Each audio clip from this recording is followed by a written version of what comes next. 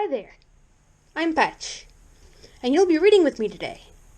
Today we're going to be reading Night Shift by Stephen King. Did you know that Night Shift is actually a series of short stories? Is everybody ready? Great!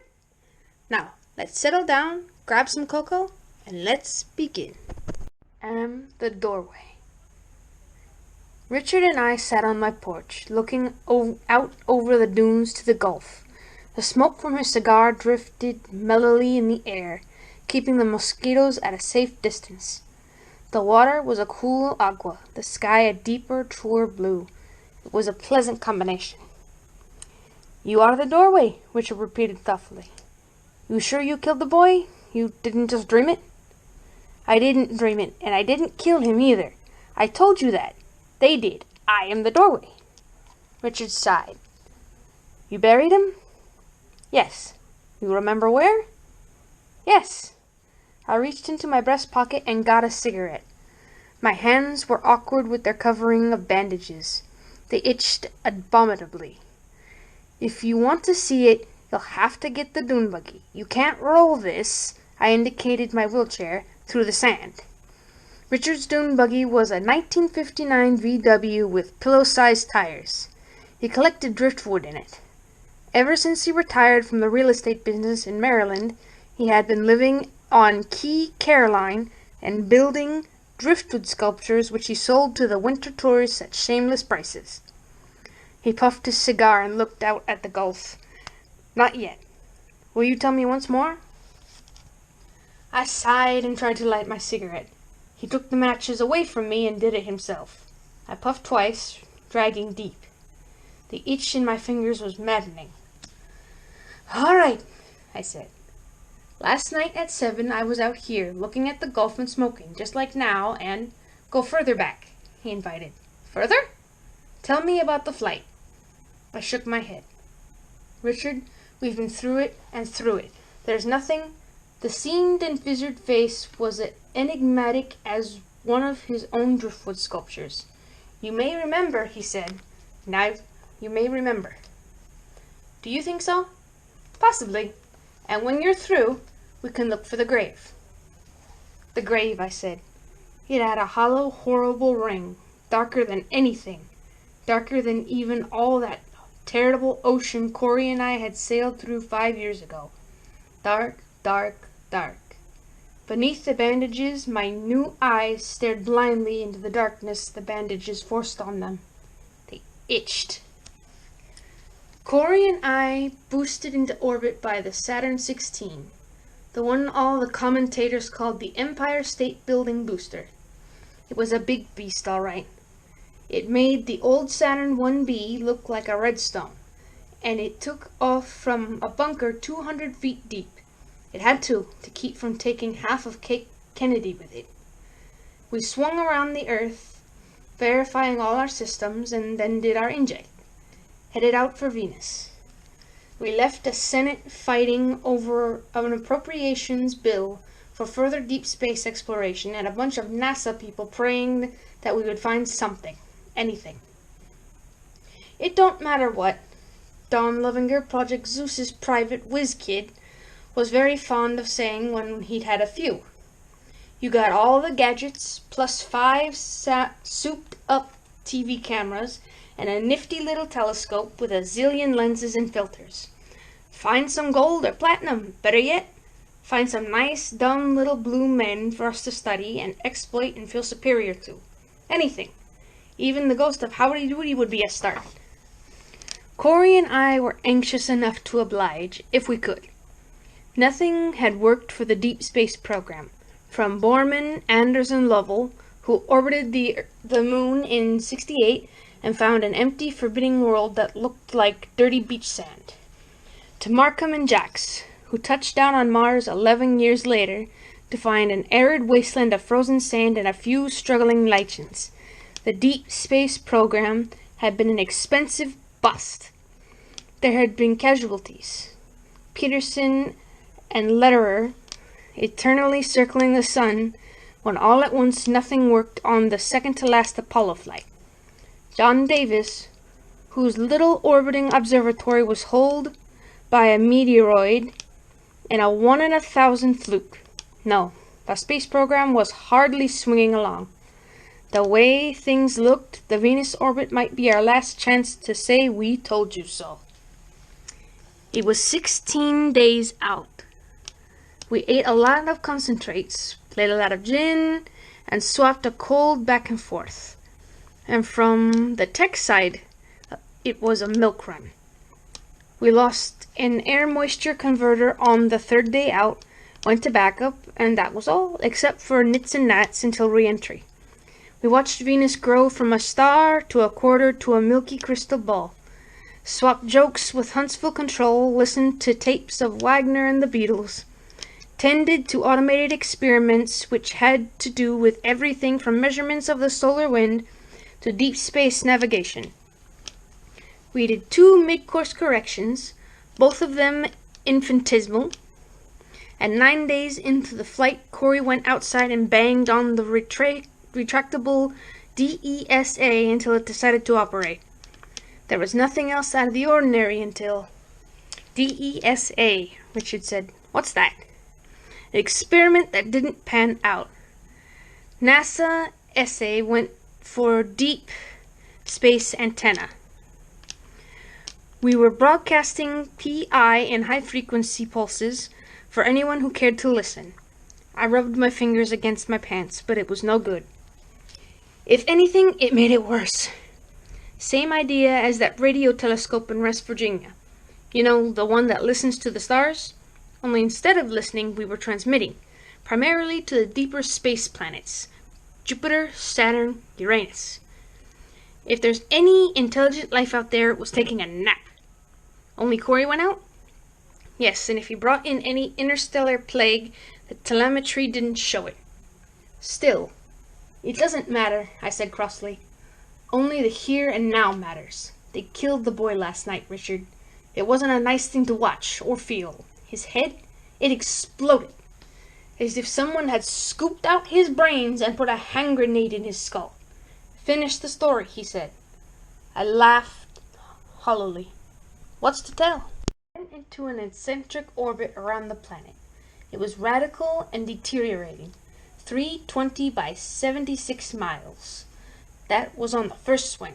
The second swing, our apogee was even higher and the perigee lower. We had a max of 4 orbits. We made all 4. We got a good look at the planet. Also over 600 stills and God knows how many feet of film. The cloud cover is equal parts methane, ammonia, dust, and flying shit. The whole planet looks like the Grand Canyon in a wind tunnel. Corey estimated wind speed at about 600 miles per hour near the surface. Our probe beeped all the way down and then went out with a squawk. We saw no vegetation and no sign of life. Spectroscope indicated only traces of the valuable minerals. And that was Venus. Nothing but nothing, except it scared me. It was like circling a haunted house in the middle of deep space. I know how unscientific that sounds, but I was scared gutless until we got out of there. I think if our rockets hadn't gone off, I would have cut my throat on the way down. It's not like the moon. The moon is desolate, but somehow antiseptic. That world we saw was utterly unlike anything that anyone has ever seen. Maybe it's a good thing that cloud cover is there. It was like a skull that had been picked clean. That's the closest I can get. On the way back, we heard the Senate had voted to halve space exploration funds. Corey said something like, "Looks like we're back in the weather satellite business, Artie." But I was almost glad. Maybe we don't belong out there. 12 days later, Corey was dead and I was crippled for life. We bought all our trouble on the way down. The chute was fouled. How's that for life's little ironies? We'd been in space for over a month, gone further than any humans had ever gone, and it all ended the way it did because some guy was in a hurry for his coffee break and let a few lines get fouled. We came down hard. A guy that was in one of the copters said it looked like a gigantic baby falling out of the sky, with the placenta trailing behind it. I lost consciousness when we hit. I came to when they were taking me across the deck of the Portland. They hadn't even had a chance to roll up the red carpet when we were supposed to have walked on. I was bleeding and being hustled up to the infirmary over a red carpet that didn't look anywhere near as red as I did. I was invested for 2 years. They gave me the Medal of Honor and a lot of money and this wheelchair. I came down here for the next year. I like to watch the rockets take off. I know, Richard said. He paused. Show me your hands. No. It came out very quickly and sharply. I can't let them see. I've told you that. It's been 5 years, Richard said. Why now, Arthur? Can you tell me that? I don't know. I don't know. Maybe whatever it is has a long gestation period. Or who's to say I even got it out there? Whatever it was might have entered me in Fort Lauderdale, or right here on this porch for all I know. Richard sighed and looked out over the water, now reddish with the late evening sun. I'm trying, Arthur. I don't want to think that you are losing your mind. If I have to, I'll show you my hands, I said. It cost me an effort to say it, but only if I have to. Richard stood up and found his cane. He looked old and frail. I'll get the dune buggy. We'll go look for the boy. Thank you, Richard. He walked out toward the rutted dirt track that led to his cabin. I could just see the roof of it over the big dune, the one that runs almost the whole length of Key Caroline, over the water toward the Cape. The sky had gone an ugly plum color, and the sound of thunder came faintly to my ears. I didn't know the boy's name, but I saw him every now and again, walking along the beach at sunset with his sieve under his arm. He was tanned almost black by the sun, and all he was ever clad in was a frayed pair of denim cutoffs. On the far side of Key Caroline there is a public beach, and an enterprising young man can make perhaps as much as $5 on a good day, patiently sieving the sand for buried quarters or dimes. Every now and then I would wave to him, and he would wave back. Both of us non-committal, strangers yet brothers, year-round dwellers set against a sea of money spending, Cadillac driving, loud-mouthed tourists. I imagine he lived in the small village clustered around the post office about a half-mile further down. When he passed by that evening, I had already been on the porch for an hour, immobile, watching. I had taken off the bandages earlier. The itching had been intolerable, and it was always better than when they could look through their own eyes. It was a feeling like no other in the world, as if I were a portal just slightly ajar through which they were peeking at a world which they hated and feared.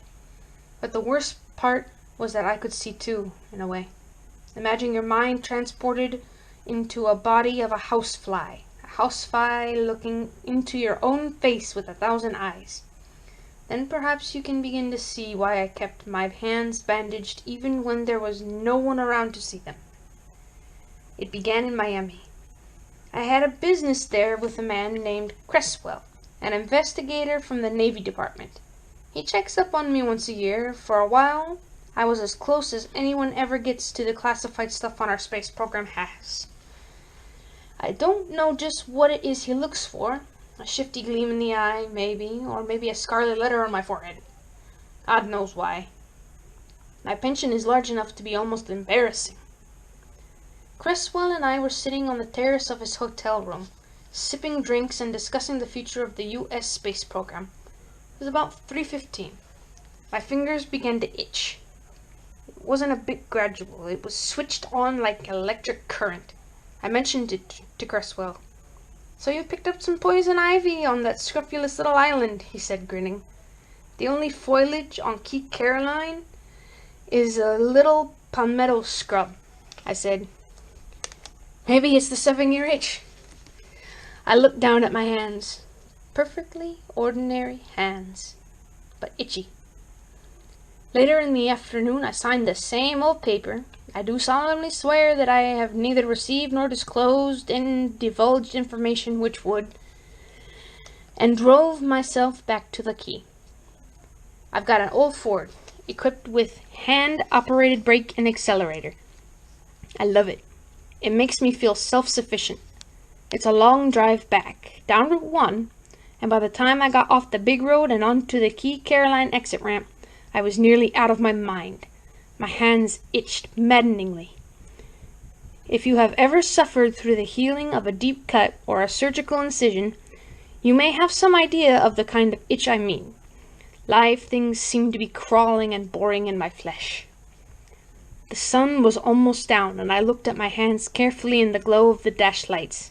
The tips of them were red now, red in tiny, perfect circles just above the pad where the fingerprint is, where you get calluses if you play guitar. There were also red circles of infection on the space between the first and second joint of each thumb and finger, and on the skin between the second joint and the knuckle.